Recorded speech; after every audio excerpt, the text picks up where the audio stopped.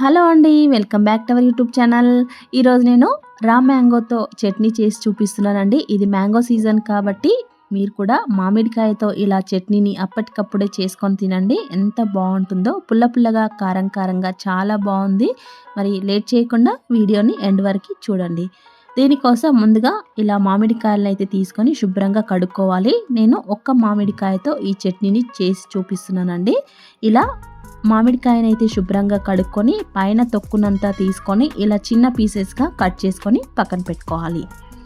ఇప్పుడు stove on చేసుకొని pan పెట్టుకొని 1 స్పూన్ వరకు ఆయిల్ని వేసుకోండి. ఆయిల్ వేడెక్కిన తర్వాత 1/2 స్పూన్ జీలకర్ర, 1 స్పూన్ ధనియాలు, 1 స్పూన్ మినప్పప్పు, అలాగే 1/2 స్పూన్ వరకు మెంతులు, 1/2 స్పూన్ ఆవాలు, 1/2 స్పూన్ వరకు శనగపప్పుని వేసుకొని వీటన్నింటినీ ముందుగా ఒక సగం వరకు వేయించుకోవాలి. ఈ పప్పులన్నీ సగం వేయించుకున్న తర్వాత ఇప్పుడు ఇందులోకి 2 స్పూన్ల వరకు నువ్వులను వేసుకోండి. మనకి నువ్వులు తొందరగా వేగిపోతాయి కాబట్టి ఇవి మిగిలిన పప్పులన్నీ సగం వేయించుకున్న తర్వాత నువ్వులను వేసుకొని వేయించుకోవాలి.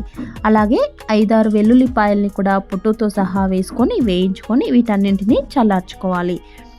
ఈ పప్పులన్నింటినీ పక్కకు తీసుకొని మళ్ళీ అదే ప్యాన్లోకి టేస్ట్కి తగినట్టుగా ఎండుమిరపకాయలు తీసుకోవాలి. నేను ఒక 10 వరకు ఎండుమిరపకాయలు ఇలా కట్ చేసుకొని తీసుకుంటున్నాను. వీటిని కూడా దూరగా వేయించుకొని చల్లార్చుకోవాలి. మనం ముందుగా వేయించుకున్న పప్పులన్నింటినీ మిక్సీ జార్లోకి వేసుకొని అలాగే ఎండుమిరపకాయల్ని కూడా వేసుకొని వీటన్నింటినీ మెత్తగా పొడి చేసుకోవాలి. చూడండి, ఈ విధంగా మెత్తగా పొడి చేసుకోవాలి. ఇలా పొడి చేసుకొని ఇప్పుడు ఇందులోకి మనం ముందుగా తొక్కు తీసుకొని చిన్న ముక్కలుగా కట్ చేసి పెట్టుకున్న మామిడికాయ ముక్కలని ఇందులోకి వేసుకొని ఇప్పుడు టేస్ట్కి తగినట్టుగా ఉప్పును వేసుకోండి. నేను 1 స్పూన్ వరకు ఉప్పును వేసుకుంటున్నాను. ఉప్పును కూడా వేసుకొని ఇలా మిక్సీ పట్టుకోవాలి. మనకు అక్కడక్కడగా చిన్నగా మామిడికాయ ముక్కలు ఉండేటట్టుగా కొంచెం కచ్చాపచ్చగా మిక్సీ పట్టుకొని ఇప్పుడు దీన్నంతా ఒక బౌల్లోకి వేసుకోవాలి.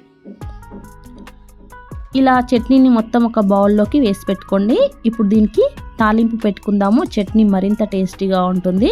తాలింపు కోసం మళ్ళీ ప్యాన్ పెట్టుకొని 1 స్పూన్ ఆయిల్ని వేసుకోండి. ఆయిల్ వేడెక్కిన తర్వాత 1/2 స్పూన్ ఆవాలు, 1/2 స్పూన్ జీలకర్ర, 1/2 స్పూన్ మినప్పప్పు, అలాగే 2-3 వరకు వెల్లుల్లిపాయల్ని పొట్టుతో సహా వేసుకోండి.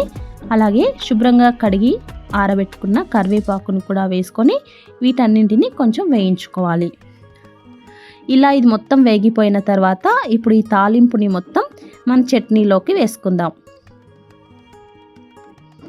ఇలా చట్నీలోకి వేసుకొని ఒకసారి అంతా కలుపుకోండి.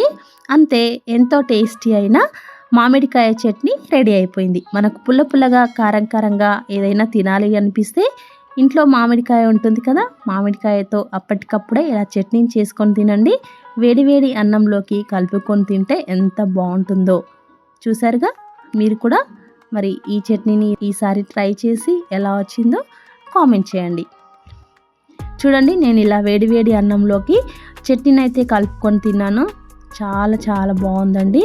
మీకు కూడా ఈ మ్యాంగో చట్నీ తినాలనిపిస్తుందా? మరి ఇంకెందుకు ఆలస్యం, ఇంట్లో మ్యాంగో ఉంటే వెంటనే ఇలా మ్యాంగో చట్నీని చేసుకొని మీరు కూడా తినేయండి. దానికంటే ముందు ఛానల్ని సబ్స్క్రైబ్ చేసుకోకపోతే ఛానల్ని సబ్స్క్రైబ్ చేసుకోండి. వీడియోని లైక్ చేసి షేర్ చేయండి.